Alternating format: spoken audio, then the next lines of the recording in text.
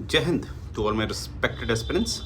देखिए, आज का जो प्रश्न है हमारा वो है कि जो हमारा इंडस वैली सिविलाइजेशन होता है, जिसे आप हड़प्पा सभ्यता भी कहते हैं, वो एक सिटी स्टेट के दर्जे में क्यों नहीं आता? Why we can't call Indus Valley civilization as city state?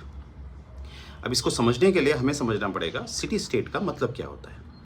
City state का मतलब होता है कि यहाँ पर पॉलिटिकल स्फेयर आपका कंप्लीट होता है और जोग्राफिकल स्फेयर आपका छोटा होता है। इसका क्या मतलब है?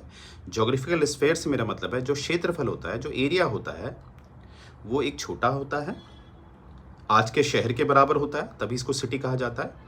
और इसके पास स्टेट का दर्जा होता है। जैसे स्टेट की डेफिनेशन क्या होती है आप जानते ही हैं। कंट्री में हम कहते हैं उसकी अपनी एरिया होती है, पॉपुलेशन होती है, और स्टेट को हम कहते हैं वो कंट्री तो होता ही है पर उसमें उसकी सोवरेनिटी होती है और उसकी खुद की गवर्नमेंट होती है।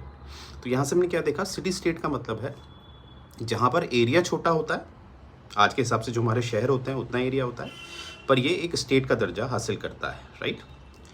अब देखिए, अगर मैं इंडस वैली सिविलाइजेशन बोलूँ, इसको हम सिटी स्टेट क्यों नहीं कहते हैं?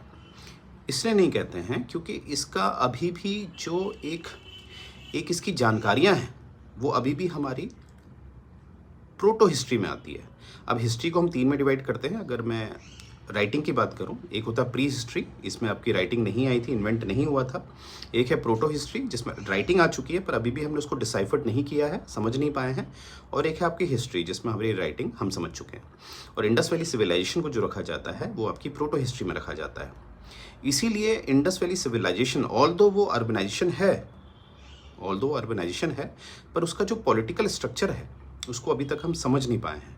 तो जब हम इसको समझ नहीं पाए हैं तो हमें पता ही नहीं चलता है कि पॉलिटिकल इंडिपेंडेंस इनमें था या नहीं था। सिटी तो था, इंडस वैली सिविलाइजेशन सिटी तो था, पर स्टेट था या नहीं था ये कहना बड़ा मुश्किल है। इसीलिए वर्तमान में हड़प्पा सभ्यता को सिटी स्टेट के दर्जे में नहीं रखा जाता है। तो मुझे उम्मीद है कि मेरी छोटी सी जानकारी आपके काम आएगी। जय हिंद।